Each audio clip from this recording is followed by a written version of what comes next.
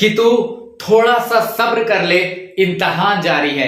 कि तू थोड़ा सा सब्र कर ले, इम्तिहान जारी है। एक दिन वो भी आएगा जब वक्त कहेगा चल अब तेरी बारी है।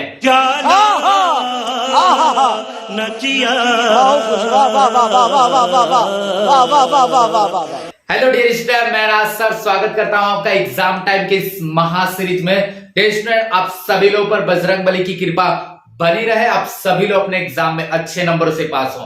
आप सभी लोग अपने एग्जाम में अच्छे नंबरों से पास हो, इसके लिए हमने एक सीरीज स्टार्ट किया जिसका नाम है एग्जाम टाइम। और एग्जाम टाइम में हमने आपको बताया था हम उन्हीं प्रश्नों को डिस्कस करते हैं जो एग्जाम के पॉइंट ऑफ व्यू से ज्यादा जरूरी होता है। डियर फ्रेंड्स, एग्जाम टाइम का ये 11th सीरीज है। इसके पहले हमने 10th सीरीज कर लिया है जिसका लिंक आपको डिस्क्रिप्शन में मिल जाएगा। आप उस लिंक को जाके एक बार जरूर देख ले। अगर आप उस लिंक को नहीं देखते हैं तो खत्म, bye bye, tata, goodbye, गया। डियर फ्रेंड्स, आज की सीरीज में हम क्लास 10 का जो सामाजिक विज्ञान का मॉडल पेपर है 2023 का, उसी के बारे में डिस्कस करने वाले हैं। यानी ये जो सीरीज है बहुत ही इंपॉर्टेंट होने वाला है। ये आप अपने सभी दोस्तों के पास जरूर शेयर कर दे। अगर आप शेयर नहीं करते हैं तो अरे भाई समझ के बोल रहा हूँ यार, बुरा लगता है भाई, आप लोग भी जानते हो। तो प्लीज कर दो यार। देखिए, वीडियो स्टार्ट करने से पहले जब आप एग्जाम देने जाएंगे तो पेपर के कुछ गाइडलाइंस होते हैं। मैं चाहता हूं कि आप उन गाइडलाइंस को पहले एक बार देख लें, एक बार पढ़ लें। तो देखिए, जो गाइडलाइंस है यहाँ पे हमने लिख रखा है, आप एक बार इसको पढ़ लें।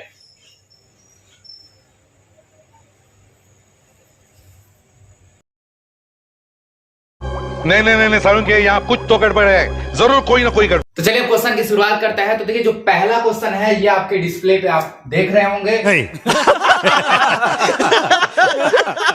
तो पहला जो क्वेश्चन है ये कह रहा है कि यंग इटली सोसाइटी का संस्थापक कौन था। यानी कौन थे जिन्होंने यंग इटली सोसाइटी की स्थापना की थी। इसके 4 ऑप्शन यहाँ पे देख रहे हैं। जल्दी से आप फटाफट इसका आंसर बताइए। ठीक है, आपने आंसर बता दिया। चलिए अब क्या करते हैं, हम इसका जो करेक्ट आंसर है इसको हम बताते हैं। तो इसमें देखिए, यंग इटली जो सोसाइटी की स्थापना है उसको मेजनी ने यंग इटली सोसाइटी की स्थापना की थी। समझ में आया? तो मेजनी ने क्या किया था, यंग इटली सोसाइटी की स्थापना की थी। तो चलिए क्या करते हैं, नेक्स्ट क्वेश्चन की तरफ बढ़ते हैं। अगला जो क्वेश्चन है ये कह रहा है कि नेपोलियन का संबंध किस देश से था। यानी नेपोलियन जो था वो कहां का निवासी था, किस देश से संबंधित था। चलिए आप इसका आंसर फटाफट बताइए।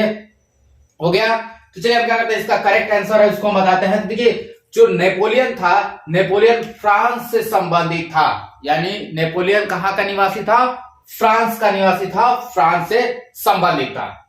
तीसरा जो क्वेश्चन है ये कह रहा है कि जलियांवाला बाग हत्याकांड किस वर्ष घटित हुआ था। यानी जो जलियांवाला बाग हत्याकांड था वो किस वर्ष घटित हुआ था। इसके 4 ऑप्शन आप देख रहे हैं, यहाँ पे 4 ऑप्शन दिया गया है। चलिए इसका करेक्ट आंसर बताइए।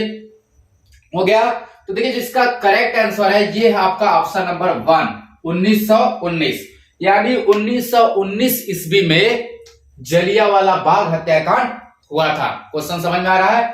चलिए देखिए, अगला जो क्वेश्चन है ये कह रहा है कि पूना समझौता, ब्रैकेट में आपका क्या है, पूना फैक्ट किन 2 नेताओं के बीच हुआ। यानी पूना समझौता जो है वो किन 2 नेताओं के बीच हुआ था, इसी को आपको बताना है। आप यहाँ पे 4 ऑप्शन इसका देख रहे हैं। चलिए इसका फटाफट इसका जो करेक्ट ऑप्शन है उसको बताइए। हो गया? तो चलिए देखिए, इसमें हम इसमें जो करेक्ट आंसर है उसको हम आपको बताते हैं।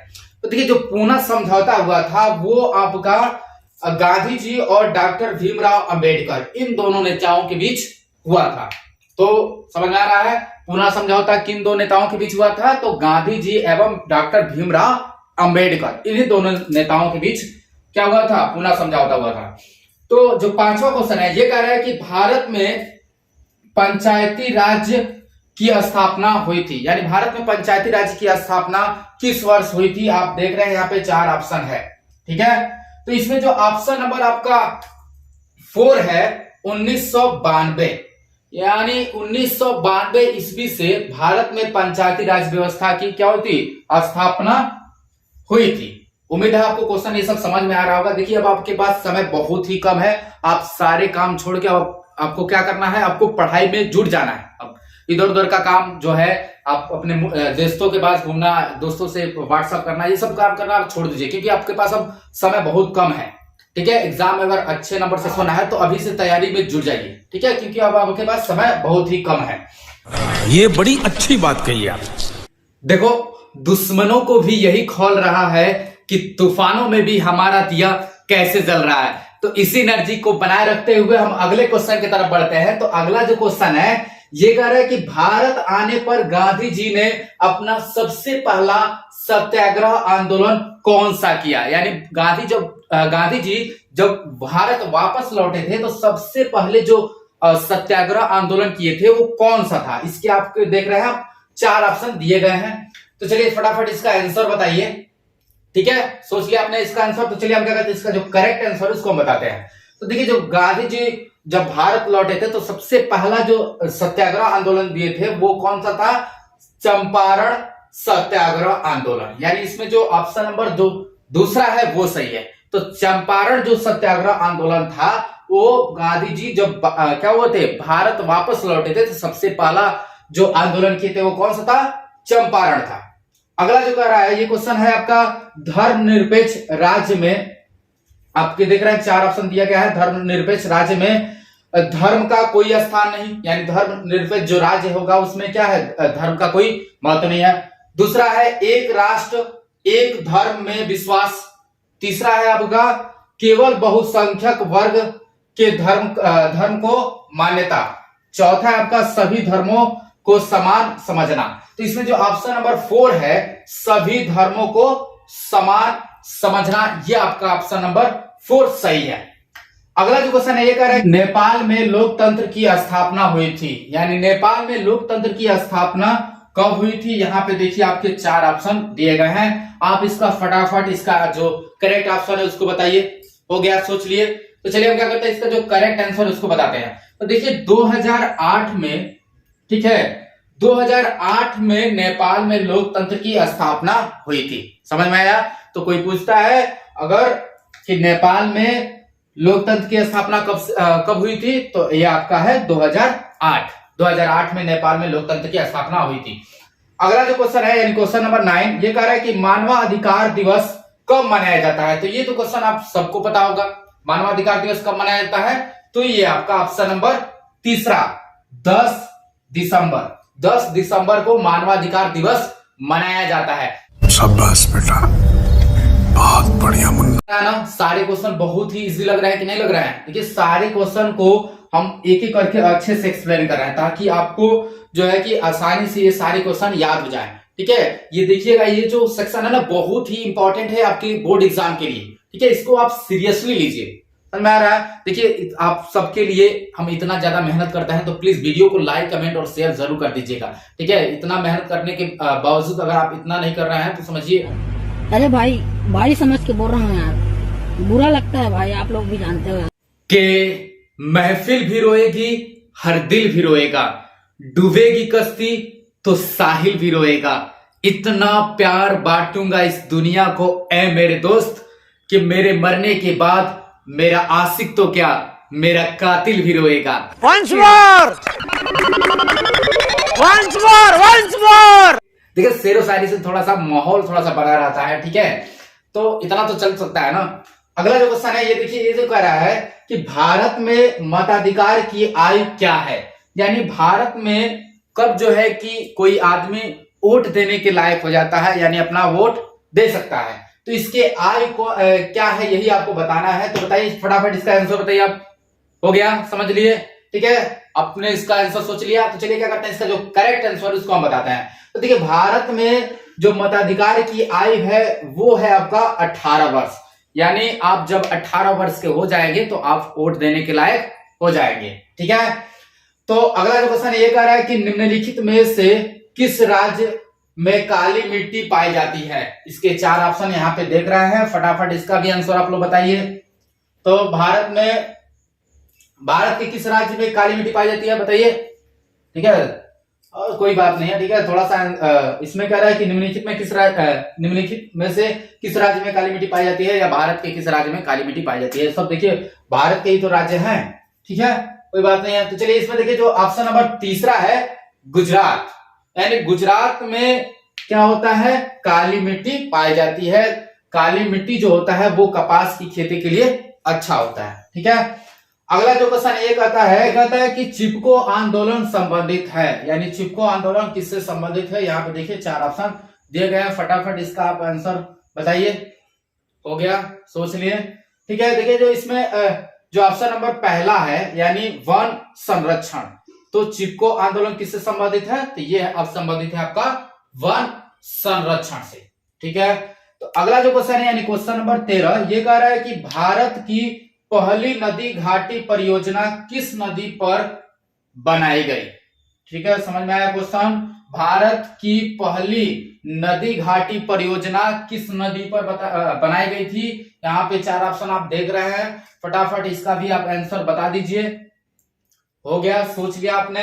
तो देखिए जो ऑप्शन नंबर जो पहला है नर्मदा, यानी नर्मदा जो नदी है, इसी नदी पे क्या हुआ था, पहली बार नदी घाटी परियोजना बनाई गई थी। ऑप्शन नंबर 1 नर्मदा, ये ऑप्शन सही है।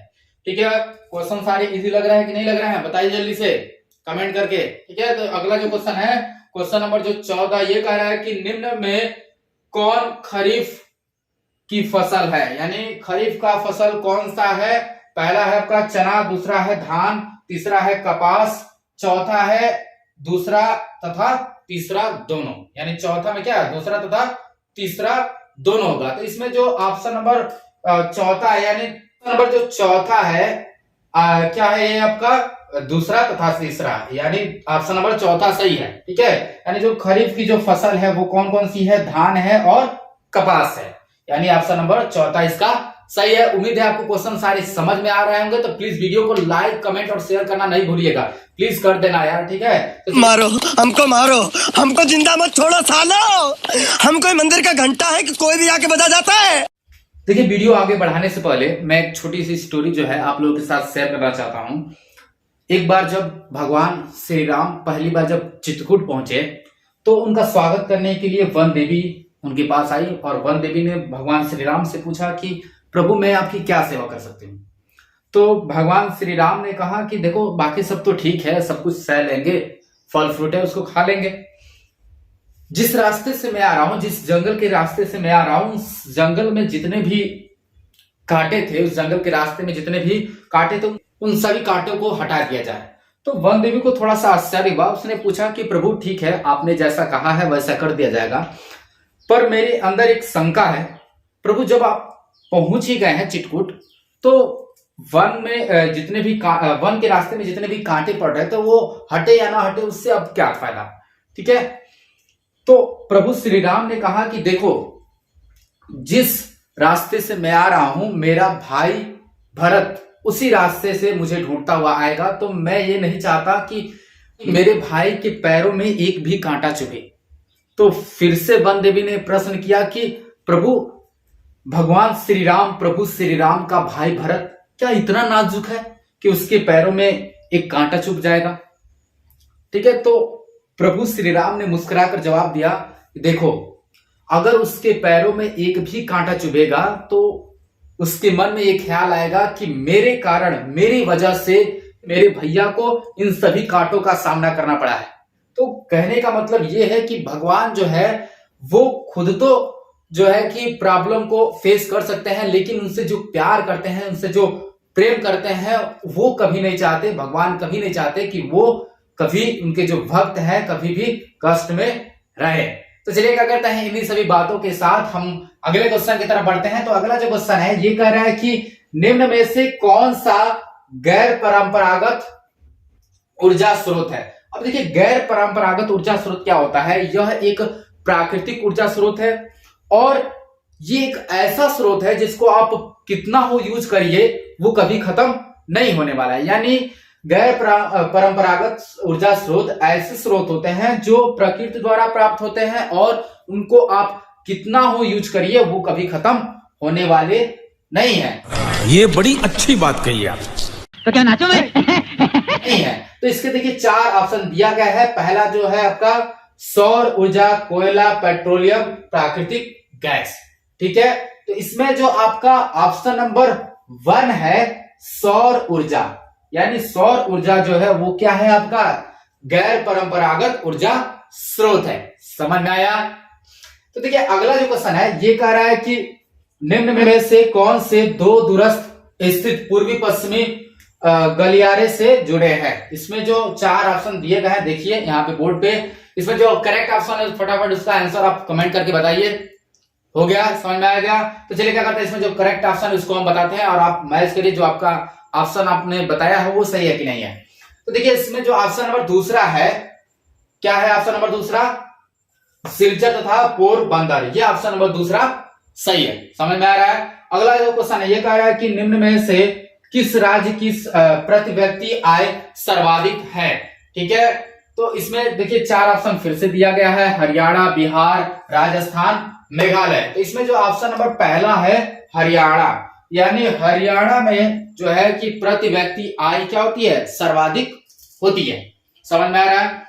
अगला जो क्वेश्चन है ये कह रहा है कि कौन सा क्षेत्रक सबसे अधिक रोजगार देता है, यानी कौन से ऐसे क्षेत्रक है जो सबसे अधिक रोजगार देते हैं। आप यहाँ देखिए चार ऑप्शन दिया गया, फटाफट इसका आंसर बताइए।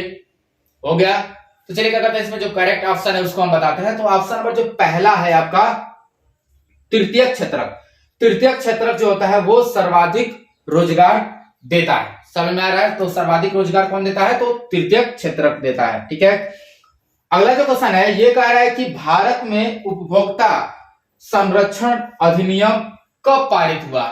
समझ में आ रहा है क्वेश्चन? क्वेश्चन क्या कर रहा है? ये कह रहा है कि भारत में उपभोक्ता संरक्षण अधिनियम कब पारित हुआ है। देखिए आपके चार ऑप्शन यहाँ पे दिए गए हैं। तो ऑप्शन नंबर जो दूसरा है यानी 1986, 1986 ईस्वी में भारत में क्या हुआ था? उपभोक्ता संरक्षण अधिनियम पारित हुआ था। तो कौन सा ऑप्शन सही है? ऑप्शन नंबर दूसरा 1986।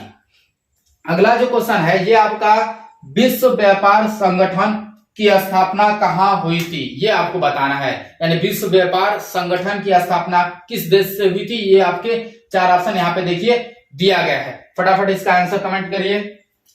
हो गया? देखिए इसमें जो ऑप्शन नंबर तीसरा है जिनेवा, तो जिनेवा में जो है कि विश्व व्यापार संगठन की स्थापना हुई थी। जिनेवा इसका ऑप्शन सही है। उम्मीद है आपको क्वेश्चन समझ में आ रहे होंगे। ये लोग कौन थे सर जो चले गए? जा पूछ क्या